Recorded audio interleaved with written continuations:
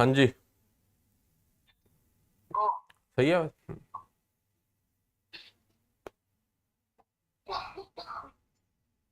You are live now.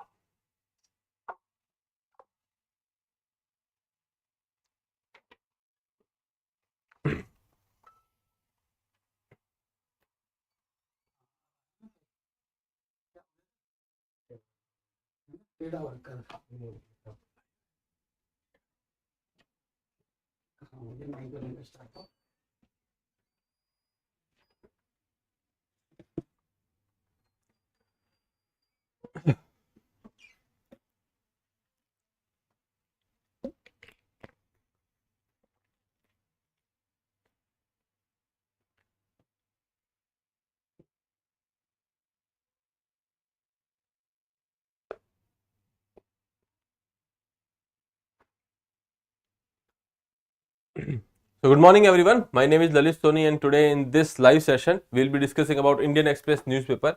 This live session has been brought to you by Drishti IAS. So as usual we'll be going with the same outline of the video, but since it was weekend and we have to cover those news as well. So we'll start with the news of the weekend and then we'll go to the today's front page and we'll discuss the three news that Five Eyes and Vienna Convention. What is this Five Eyes? It is basically an alliance. We'll talk about that. After that, one nation, one poll, forex swap maturity, and then we'll look at one or two editorials, and then we'll look some miscellaneous news, and then wrap up the session. Okay. So since it was Saturday and Sunday, so we have covered these important news articles which are important for your prelims or mains examinations. So we'll looking at that and then we'll move forward. Okay.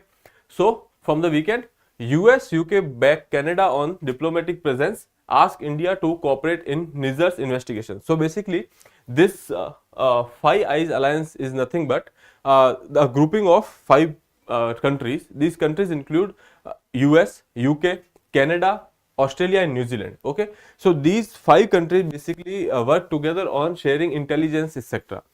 In this particular Nizar's case, these are the five countries, or you can say this alliance particularly has given a lead to Canada, which led to a Canadian PM make this statement that India has certain kind of involvement in Nizar's killing. Okay, India has rejected that argument, and then we have said that we have no link to that particular killing at all. Okay, so that is why this Five Eye alliance was in news. Okay, so let's see what was that. UK, US, Canada, Australia and New Zealand make Five Eyes and pool in intelligence. Okay, so basically this is a group which basically share intelligence with each other. Last month, US envoy to Canada told Canadian TV channel that shared intelligence among Five Eye partners helped the lead Canada. Okay, so basically that information which was given by this Five Eyes to Canada has led them to make that statement regarding Nizar's killing. Okay, so that was the context behind it. Okay, Five Eye alliances. So here you can look at like United States, United Kingdom, Canada, Australia and New Zealand are the part of this particular alliance, cooperating on the global surveillance and intelligence activities. Okay, and now coming back to the our topic, that is basically your relation with the Canada. Okay, tensions has been rising because of that Nizar's killing, Canada accusing us for that. We have discussed that many times, so I would not go to details of that. But recently what happens is Canada has withdrawn 41 of their diplomats as asked by India. India has told them to withdraw 40 diplomats. Now Canada has withdrawn the 41 diplomats, fearing that they will lose diplomatic immunity. Because of that they have withdrawn that, and now they are saying that India has violated Vienna Convention. Okay, Vienna Convention is a convention on the conduct of diplomatic, on the conduct or the know-hows of the diplomatic relations, how these diplomats will work in the host countries, etc. Okay, so now this Vienna Convention, as claimed by Canada, that India has violated that. On the other hand, Ministry of External Affairs or Minister of External Affairs has said that we did not violate any convention. As a matter of fact, we have used this convention to ask them to withdraw under Article 1 Clause 1. Okay, herein our foreign minister has said that we have used this particular article, and according to which we can, as per our needs and demands, we can ask other diplomats to leave the country. Okay, So that was the thing. Now, when we are talking about here, India has asked Canada to reduce diplomatic staff presence due to the parity concerns. Okay, since I told you that India has nearly 20 uh, diplomats in Canada. On the other hand, Canada had 60 diplomats in India. Considering that India has told them to withdraw 40 diplomats, so that we can be at par when we are talking about the numbers. Okay, the other reason cited by India was that these Canadian diplomats has been interfering with the diplomatic issues. Okay, so that is why we have asked them to leave. Okay, Canada cited potential loss of diplomatic immunity as the reason for withdrawal. They thought that their diplomatic immunity might lose, that is why they have withdrawn from the country. US and UK supported Canada, okay, and said that India should have followed the Vienna Convention. Okay, they said that this particular act goes against Vienna Convention on diplomatic relations. Okay, they emphasize on the importance of the diplomats being on the ground to resolve differences. No doubt, the main job of the diplomats is to resolve the disputes, etc. But the problem is when you are interfering with the diplomatic domestic issues of India, then it is a problem. Okay. Now, other than that, both USA and UK urged India to cooperate in the investigation of killing of Khalistani separatist Hardeep Singh Nijjar. We have talked about it, and USA and UK are saying that we should cooperate with the killings. We will cooperate, but the problem is you are accusing us. Okay, so that has to stop. Okay, Ministry of External Affairs has cited Article 11 Clause 1. Sorry, I might have told you 1 Clause 1, but it is Article 11.1. Okay, of the Vienna Convention to justify the actions. Now let's see what is Vienna Convention. So Vienna Convention is nothing but, a convention on diplomatic relations. It was signed by under UN in 1961. They have set some common rules and principles on the basis of which the countries must treat each other's diplomatic representatives which are present in your country, or you are the host, and so how you have to treat those diplomatic person. That is what is given in the Vienna Convention. Okay, it is to ensure that we have friendly and cooperative relations among each other. One element of this convention is diplomatic immunity. Diplomatic immunity is kind of immunity from all the laws and taxes, or you can say if in case of any kind of crime which is happening, there is a diplomatic immunity to these diplomats. Okay, so that is what diplomatic immunity is.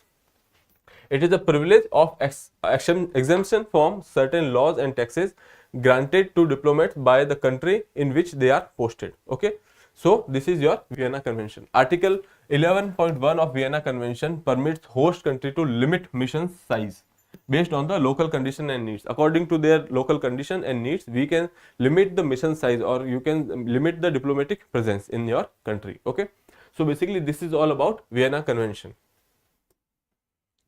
Now I have told you or talked about a test, crew escape system, which was to be tested by ISRO. Considering the Gaganyaan, it is important for us to have a system in place in case of emergency. Our crew can get out of that particular emergency situation. Okay, that is why we have tested this thing.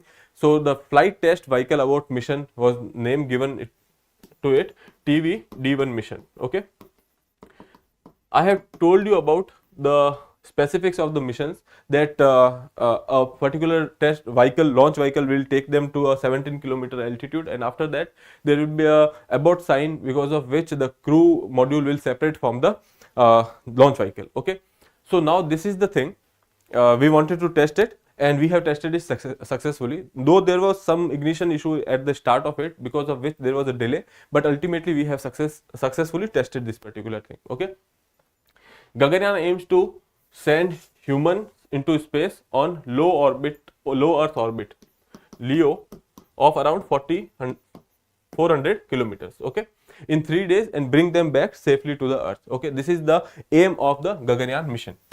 Okay, the crew module made a successful splashdown in the Bay of Bengal around 10 kilometers from the coast of Sriharikota. So this location will be important for your prelims examination. Okay, so in the Bay of Bengal, around 10 kilometers from this launching station, we have performed this test, and that has gone according to our plan. Okay, then the purpose of this mission was to demonstrate that the crew escape system through a test vehicle. Okay, as I told you that we are trying to achieve this crew escape system, and we have successfully tested it. Okay, this is the trajectory of the mission. As I told you that we will launch the vehicle, and at certain point of time there was a abort sign, and after that this crew module will reorient itself towards the Bay of Bengal, and somewhere around 10 kilometers from the launching site it will do the touchdown, or you can say splashdown. Okay, so we have successfully achieved it. These are the specifics of the mission. As I told you, all these things we have covered in the last classes. If you want to give it a read, you can give it a read. I won't be doing it again now. Okay. So these are the few aspirations or whatever we have achieved till now with respect to this Gaganyaan. Okay, there are certain tests which are to be performed in the future. So certain missions with respect to this particular crew mission which we are sending to space. There are certain things, and there are some 4 astronauts which has got training in Russia. Okay, so you can remember that these persons are from Indian Air Force. They have received training in Russia. Okay. Now China ramped up troop presence infra along LSE in 2022 Pentagon. So basically what happens is every country etc., if they have that kind of resources, they give some kind of reports. Okay, so USA also gives a report on this particular issue which has happened in Galwan. Okay, so they have given a report, and they have said that since 2020, when the LSE standoff began, both India and China has deployed tens of thousands of additional troops in the Ladakh region, which with talks yielding no substantive development. As I told you, recently there was 20th level of talk, 20th military level talk, okay, which has happened, but there was no concrete development out of it. So they have said that with no yielding substantive development, so far both sides have significantly ramped up infrastructure in the region. You know that China has started building some bridges around the Pangong Tso Lake area. Even India is also making some road infrastructure around the LSE. So that is happening, and this is all because of the security dilemma. Okay, both of the countries are facing this issue that which one will attack first, or obviously India has this policy that we will not go with the go on a war with any neighboring country. But the thing is, China can do that. China is unpredictable, so that is why it is essential for us to be prepared on the border, or specifically when we are talking about LSE. China has this expansionist tendency. They keep irking us with the creation of temporary infrastructure, etc. Other than that, with China we also have that stapled visa issue. We have discussed that also. Okay, stapled visa. So what China does is, China provides stapled visa to citizens of India which are living in the Arunachal Pradesh and the Jammu and Kashmir area, or you can say Ladakh area. Okay, so that is one thing we have discussed. Other than that, when we are talking about that, LSE is divided into 3 sectors. Okay, when we can see, this is the first western sector, and then this is your middle sector, and this is the eastern sector. Okay, on these 3 sectors, when we are talking about Arunachal Pradesh, I told you that there are border aggression in Arunachal Pradesh as well as Ladakh area. And when we are talking about this particular middle section, here there are mostly petroleum related issues. What happens is, those troops from Chinese territory comes to our territory, mark the locations that this is territory belonging to them, and on the other hand, our territory, our troops goes there and remove those signs and put our signs that this is our territory.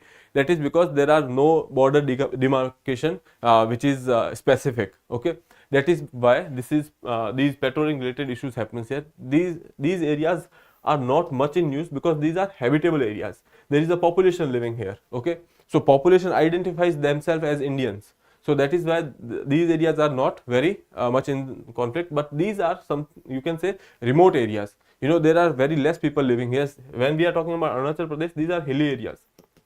Any very tough geography. Because of this, patrolling etc. are not very easy to do. That is why these areas are very frequent in news because of these border aggressions. Okay, so we have discussed it. There are, you know, 3 sectors when we are talking about LAC. LAC is nearly 3488 kilometers long. Okay, and there are 3 sectors: western, middle and eastern sector. Okay, moving ahead, these are some locations which are disputed, okay, in the Ladakh sector, or you can say western sector.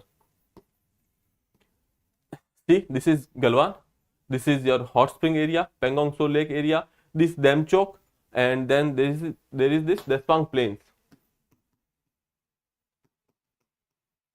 These are some of the disputed areas. You can remember that we have discussed that also in previous sessions. So basically what happens is, when we are discussing the newspaper, there are high chances that news will get repetitive. Okay, so when news are repetitive, don't think that it is repetitive, think that it is important. So revise properly. Okay, so move ahead. Spice route hurdle: why the West Asian conflict could derail the IMEC. So there is India Middle East Europe corridor, which has been announced by Prime Minister Modi in G20 summit, and now the future of this particular corridor is in doldrums because of the unrest in the Middle East area. So now you can see here, from India to the this Saudi area, etc., and then using this particular area of the Israel and Middle East, you can say, and we can reach to the Europe. Ultimately it was the old Silk route, now which is now we are calling it as a modern day Silk Spice route. Okay, we are calling it modern day Spice route. So it is also considered as an alternative to China's Belt and Road Initiative. We have discussed this thing as well, because why we are building it, because China has this rising influence when we are talking about the Middle East.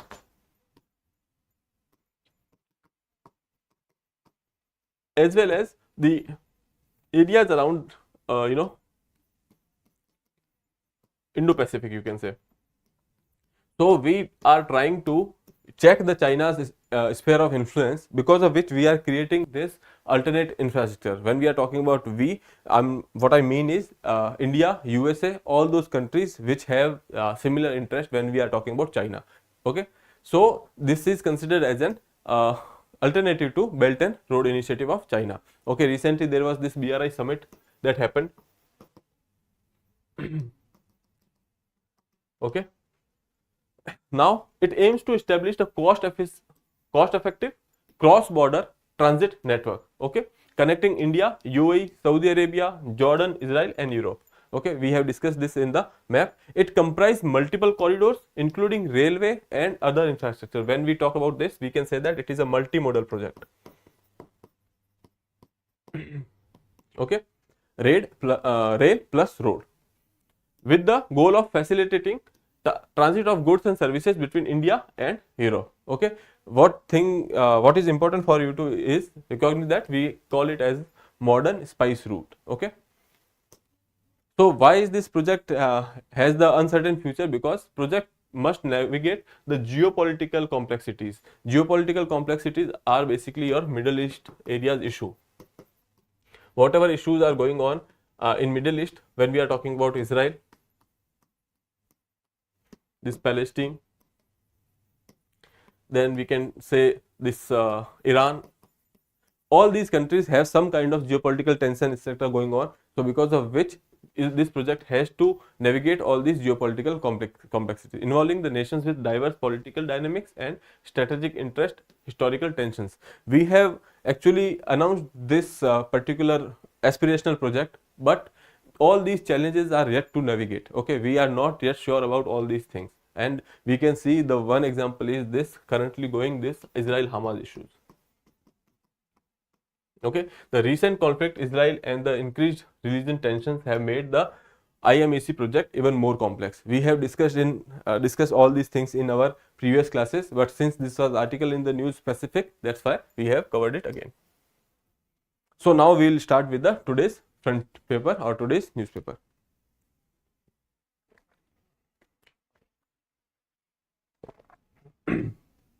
Okay, so this is the today's paper. India sends medical supplies and disaster relief to war-torn Gaza via Egypt. When we are talking about via Egypt, there is one particular opening, or you can say crossing. We have discussed it. I told you to name it in the comment section. Okay, so we'll discuss this, and then we'll discuss about one nation, one pole. Okay, so what is new development in it? We'll talk about that. So let's start with the first one. India sends medical supplies. There is nothing new in that. Okay, we are a country which try to help who are in need.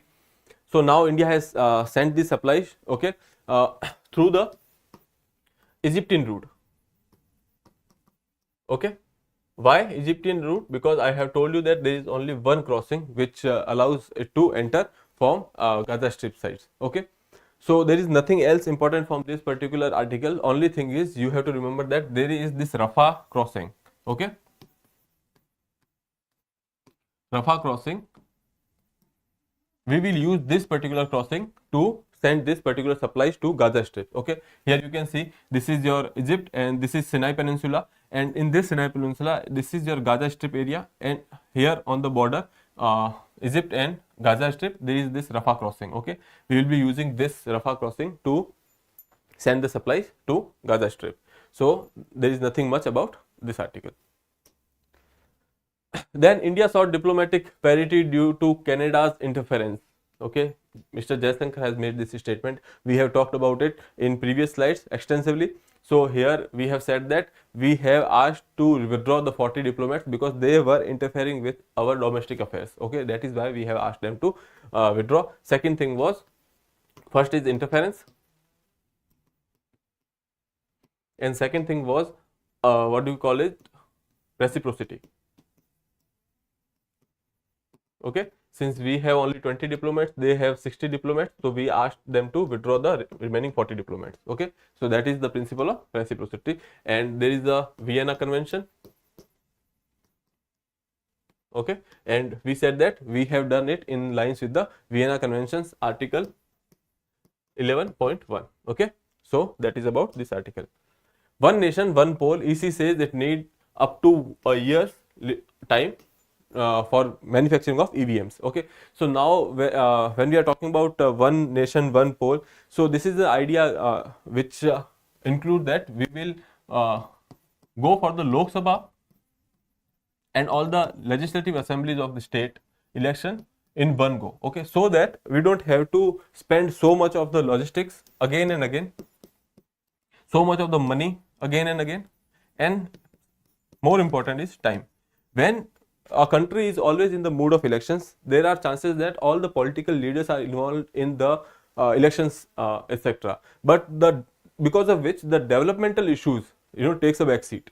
So that is why we have mitigated the idea that we will go with the one nation, one election or one poll. Okay, earlier there used to be these elections for the initial 3 terms, but after that, because of some state assembly got dissolved, because of that this timeline has changed. So that is why we are going back to the earlier solution, that was one nation, one poll. Okay, so now that there is this law commission who is supposed to give a report, and they are inclined to give a report in favor of one nation, one elections. Okay, the EC has never opposed the idea of holding simultaneous elections as long as the logistical arrangements for EVM procurement and are adjusted. So this basically, when we are talking about our electrical voting machine, okay, so the manufacturing of this is a concern. Okay, we cannot ask to build them outside India, we have to build it here. So that is one concern. And when we are talking about this chip industry or semiconductor industry, so there is a huge gap in the supply and demand, because of which the manufacturing of these EVMs will take time. Okay, and that is why election commission is saying that we are not against the idea of simultaneous elections. We are saying that just give us 1 year so that we can procure the EVMs. Okay, there is consensus among the political parties and there are corresponding amendments to the constitution. So when we are talking about this particular step, there are things we have to change in the constitution. Okay, we have to make sure that how this thing will be implemented, because different state has different election timelines. Okay, so we have to think all those things. So the implementation here is crucial. So because of which there is one committee which is constituted under chairmanship of former President Ramnath Kovind. Okay, they will be coordinating the how this implementation part will take place. Okay. The poll panel, however, wants 6 months to a year to prepare it. Okay, this is the election commission talking that we need 1 year of time. Okay. So now when we are talking about one nation, one election, it is a proposed elections reform in India advocating simultaneous elections for the Lok Sabha and state legislative assemblies. Okay, the concept aims to reduce frequent disruption caused by the staggered elections, minimizing the financial burden on the country. Okay, however, it's the implementation that raises various constitutional and logistical challenges. As I told you, we have to make certain kind of changes in the constitution, and then we have to ensure that logistics are available. Okay, so that are the issues related to implementation. Committee under former president Mr. Ramnath Kovind has been set up to look into the issues of implementation. Okay, so that is about one nation, one elections. So there are some pro, there are cons, you have to go and read about it. Okay.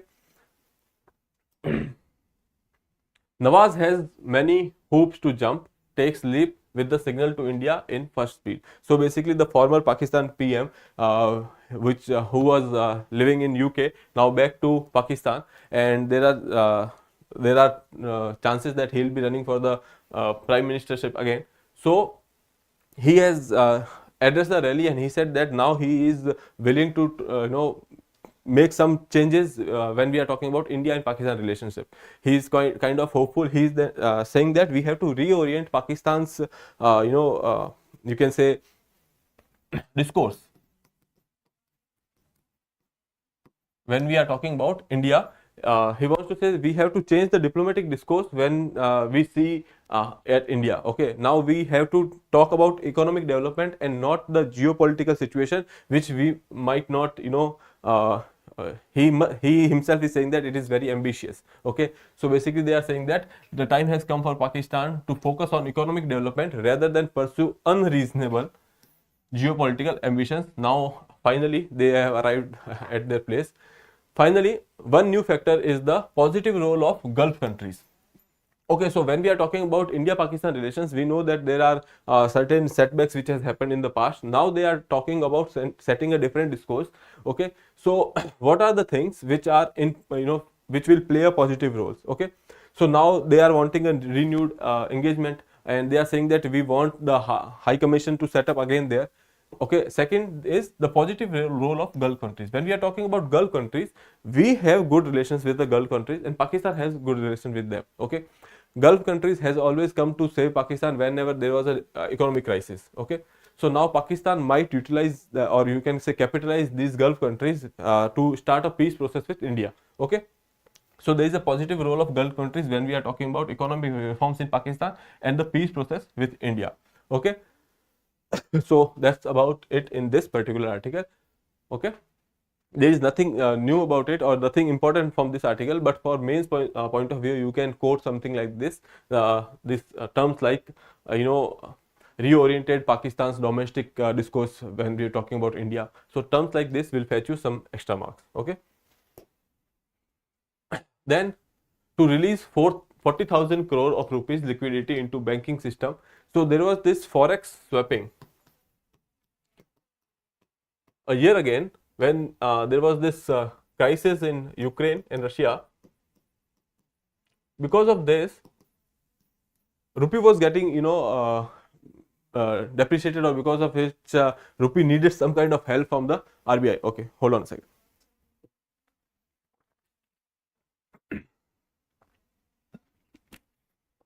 So at that point of time, RBI came up with this forex swap. So what RBI did was they have infused some certain kind of dollars in the economy and then took some rupees. Okay, so it was around some 5 billion US dollars. Okay, so RBI took these dollars to RBI took these rupees from the system. Okay, and put dollar in the flow. Okay, because of which the export etc. Became again strong. Okay, so we'll see what it happened and why it is in news. So 5 billion forex swap between RBI and the bank. In April last year, RBI conducted a $5 billion rupee swap sell or buy swap. Okay, so simultaneous purchase and selling of the dollars. Okay, under this swap, the RBI sold dollars to the banks. RBI sold dollars to the bank. Okay, and then took the rupees. Sold an agreement to buy back those dollars at maturity, and this maturity is basically after 1 year. Okay, so basically now on October 23 this agreement is maturing, and now RBI will take back these dollars and give the rupees back. So basically it will infuse nearly, you can say, 40,000 crore in the economy. The forex swap was introduced to support the rupee in the time of crisis when we are talking about Ukraine and Russia. As I told you, at that particular point of time there was export which are being reducing, import, etc. So that is why, to revamp the trade, RBI has to give this particular amount of dollars to the banks. Okay, the absorption of the 5 billion forex swap by RBI will release 40,000 crore of rupees liquidity into the banking system. So when we are infusing this much amount of money in the system, obviously there will be liquidity increases. Supply of rupee will increase. Liquidity is basically nothing but supply of rupees. Okay, so when supply of rupee in the economy will increase, it will also lead to the inflation. So what we will do to check the inflation? So there are certain operations that we can say open market operations, or there are these repo rates, okay, reverse repo rate, etc. We can use these tools to check the inflation. So RBI can give this amount of money to the banking, but they can use this open market operations and repo rates to check the inflation. The article mentions that the unforeseen crises like Israel and Hamas conflict have once again highlighted the importance of such financial instruments. So basically, when it happened in case of Russia and Ukraine, we went for this forex swap. But now that there is this Israel and Hamas conflict, because of which there are chances that trade might get affected. So these kind of financial instrument comes handy in situations like this. Okay, so that is about your forex swap. When we are talking about the editorials, since we don't have much time, we will not go into details of all this, but there is this diplomacy in crisis. So basically, President Biden has visited Israel. There was this hospital attack in the Gaza Strip, and because of which Israel was kind of condemned by many countries. Herein, there was a scheduled meeting with Biden with the neighbor countries, okay, but those meetings got cancelled. So we can say that there is a crisis in the diplomacy. Okay, so here you can see Biden's visit following the bombing of this hospital in Gaza, leading to cancellation of the planned summit in Jordan. Biden aimed to create space for diplomacy amid this little room for compromise. So basically, Israel is not taking a step back, and Hamas don't have much to say now, or Palestinian population in the Gaza Strip doesn't have much to say now. Hold on. So when we are talking about the condition in Israel now, Western allies like UK and Germany are supporting Biden's efforts. Biden is making efforts to compromise, or you can say at least talk about this situation. So he is going for the diplomatic way. Okay, so Western allies are kind of appreciating these efforts. The Western efforts include solidarity with Israel. They are standing with Israel, commitment to its security, and need for the moderation. Okay, Biden urged Israeli PM to avoid an excessive campaign in occupying Gaza. Okay, so this is a positive development. They are asking to stop this particular excess amount of military use. Effort to provide humanitarian aid to Gaza, working with Israel and Egypt. Okay, so basically on the request of Biden, Israel has allowed the humanitarian aid via Egypt. Okay, Western powers are working with Qatar to secure that release of hostages which are held in Gaza. Okay, there are certain Israeli hostages which was being held in Gaza Strip. So they are talking about release of those hostages. There is an effort to build moderate Hamas region in Gaza with the support of Arab states and the initiate reconstruction. So basically, what Israel is planning is that they want to eliminate Hamas from the Gaza Strip and again then build a, you can say, governance system there which is not belonging to Hamas with the support of Arab states. Okay, uncertainties about the future amid ongoing conditions remains a challenge. So when we are talking about this particular situation, these situations are still uncertain. We are talking about, you know, diplomatic efforts, all these things, but the condition still remain you know, uncertain in this region. Okay, so that is about this particular article. In the first, South Korea, Japan and US perform a joint aerial exercise. Okay, so there is this exercise in the Korean Peninsula. Okay, because of the North Korea issue. So North Korea is they are having a nuclear program. Okay, so because of this particular nuclear program, there are concerns in the countries which are nearby, that is South Korea and Japan. So since both of these countries are allies of USA, these three countries has performed a trilateral exercise there. Okay, worries about North Korea's nuclear program deepened after it affected a law that allows preemptive use of nuclear weapons. Okay, preemptive use means that if in case of any kind of suspected threat to North Korea will use the nuclear option. Okay, so that is kind of concern. This law was in the domain last year, has since openly threatened to use them in potential conflict. So North Korea is threatening in case of any potential conflict that they will use the nuclear weapon. So that is a cause of concern for the neighboring countries like South Korea and Japan. So here you can say this is the Korean Peninsula. Okay, and it is divided in two parts. One is North Korea and South Korea. The South Korea is basically USA's ally since the Korean Wars, etc. So, and here you can say this area is Japan. So basically Japan and South Korea both are USA's allies, and now they are doing a trilateral exercise in this particular area.